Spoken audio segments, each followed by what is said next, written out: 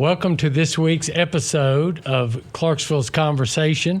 My name's Charlie Coon, and I'm here with my buddy Katie Gamble and my other buddy Chris Smith. We've got a great show for you today, and Katie's going to tell us what's going on.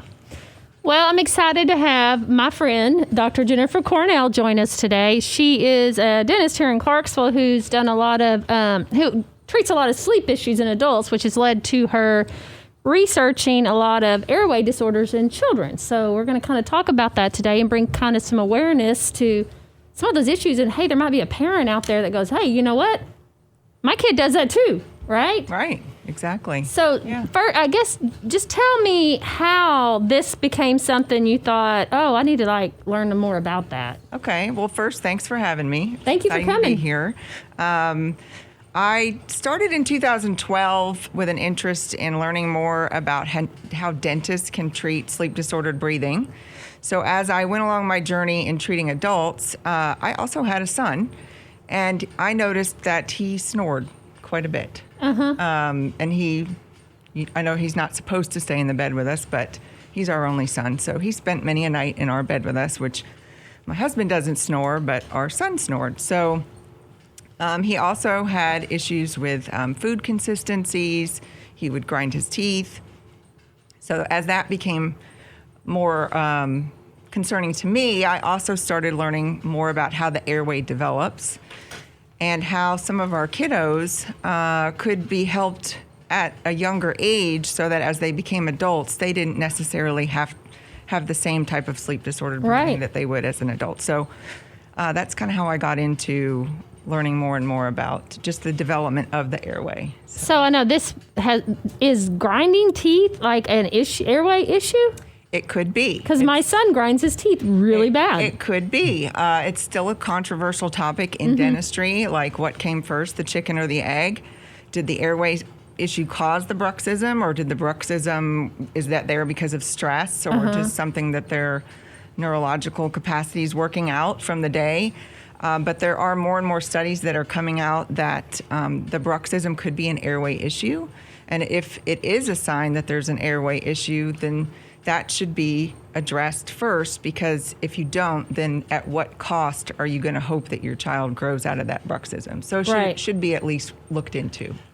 So are there studies that show kind of what you're looking at, when the child has these issues, that it develops more when they become an adult? Is there any data on that? As this field grows and becomes more and more aware throughout the country, I think you'll see more and more studies that will follow children with airway issues into development into an adult and see if that does go along.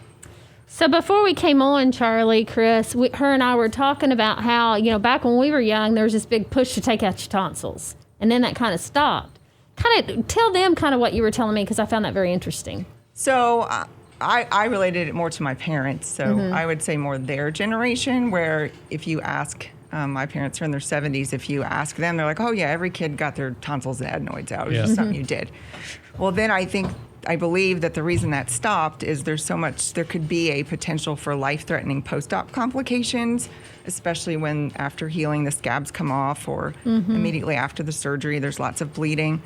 So that was kind of, I want to just say suppressed. I'm not an ENT, so I don't know what their feelings are about why that stopped. But as that stopped, you saw more and more people kept their tonsils unless they had recurring infections, or they were diagnosed with sleep-disordered breathing, then the tonsils and adenoids would be removed. That is still first-line treatment. So now we have kids that have larger tonsils, which can cause some of these airway issues. Which happened with my own son. He had a lot of recurring ear infections. So so did both my babies. Yeah, so we went and had ear tubes put in, as do most kids these days. And his ear infections became better, but they were still there. They just weren't as frequent. So at one point I asked, well, let's talk about these tonsils, because he literally had kissing tonsils. Well, does he have recurring throat infections? Well, no, but he snores, he has food consistency problems. So I really think there's an issue here. And I was told multiple times, well, unless the child has that long in the face look, We don't, or they have recurring throat infections. What does a long in the face look? I don't know what that a long is. in the face look would be a child, if you can picture in your mind, that is a mouth breather. And Okay. they just have that Yeah, okay. long Yeah. face. Uh-huh. Which, as a dentist, I see that as already skeletally deformed. Their jaws are growing in a direction they're not supposed to. So that would be something that we would try to fix with orthodontics or oral surgery if needed. But that would be a true tell sign that that child has an airway problem. So now I know that if my child doesn't get enough sleep, he is a bear. Yes. He is terrible to be around. So talk about, like, I know that this airway disorders can affect the children's sleep. Can you talk a little bit about how that affects behavioral issues and maybe some misdiagnosed behavioral issues due to lack of sleep? Yeah, so in adults, when you have an airway issue or a sleep disordered breathing issue, adults tend to be more tired, grumpy. One of the telltale signs is excessive daytime sleepiness, where you have a series of questions where you ask about, do you fall asleep easily if you're sitting in a chair or behind a car or reading a book? In children, it's almost the opposite. Children become very restless, hyperactive. Like you said, if you have children, Maybe that's Charlie's problem. Yeah, you're describing me right now. there seems to be an uptick in diagnosis of ADHD these days, and I'm curious as this awareness progresses throughout the country if we'll see more of an awareness of the airway and how it's contributing to poor sleep. So it's not necessarily how long the child stays in the bed, like, oh, my son sleeps 10 hours a night. It's the quality of that sleep. And if they're being awoken because of an airway issue, the arousals, even if they're not fully awake, eyes open, talking, it's the brain's arousal from that sleep. It's disrupting the normal physiology of what happens during sleep. So what there's a lot of people snore. Is there any kind of snoring that is normal for kids, or is there something that we should be as parents listening for when it comes to our kids snoring? So that's a great question. So in 2012, the American Academy of Pediatrics, the physician, said that if a child snores, they should be sent for a sleep study. So benign snoring is a term that's kind of thrown around in the adult world, but I would say in children, there should be nothing called benign snoring until you rule it out. Okay. So, because you think about what sleep in children does, it affects their entire development, their growth, their neurological connections. So if a child is snoring, that should be a big warning sign. They shouldn't be snoring. Okay. Now then you think about, especially in Tennessee, we have a lot of pollen, a lot of allergy problems. Is it nasal snoring or is it throat snoring? And again, you can't tell until somebody has a sleep study. You mentioned ADHD, and you hear a lot about that. And then there's medication. So, can you treat this without medication? Can we treat sleep disordered breathing without medication? Yes, ma'am. Yes, you can. The first line treatment for children who have a sleep disordered breathing is to look at the tonsils and adenoids. Okay. And if they're enlarged, they come out. And then the second, there's a non-surgical approaches to treat this too. If tonsils and adenoids are not the problem, you want to look at, and that's where dentists come in. We look at the face and the development of the face. We look at the jaw relationships. We look at the teeth. We look at the tongue. And then we look at the throat. So the tongue is a gigantic organ. And if that tongue posture does not develop correctly, then that could also contribute to an airway problem. Wow. So you would address tongue posture by sending the child to a myofunctional therapist, a speech therapist. There's lots and lots of studies and awareness right now in the dental pediatric arena about tongue-tied babies and not being able to nurse. Again, it's that development of that tongue and the roof of the mouth relationship on how that all develops and how strong that tongue is, where it goes when you swallow, where it goes when you breathe. So yes, there's approaches that are non-surgical, but first you always want to rule out, is it a tonsil and adenoid I got issue? you. Mm-hmm. So if I'm a parent, my kid's snoring, and I'm listening to this going, I think that I might need to check into that. Tell me a little bit about what that sleep study looks like for a child. I can tell you my story. So, and this was years ago. My son is 6 now, and I want to say we started getting very concerned about his snoring when he was 2 or 3. We were referred to Vanderbilt, and Vanderbilt has a wonderful pediatric department, as everyone knows. But they do screen children for sleep disordered breathing, and they do treat it.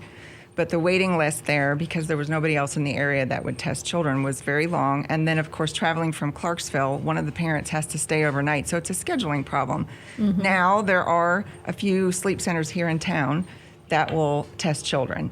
And there's been a lot of talk about home sleep testing versus in-lab testing, but really children should be tested in a lab. It is challenging, though, because I don't know about your children, but when we go out of town, my son's excited to be in a hotel room, and so they may not have the same sleep pattern he might have at home.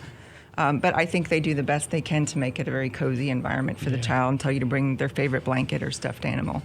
I think that answers your question. So after they have that sleep test, is that when they come to someone like you that kind of helps figure out the treatment plan? Or I would say the first person is the pediatrician. okay, Yes. And then one other way to treat sleep disordered breathing in children is to also help guide the jaws in their growing relationship.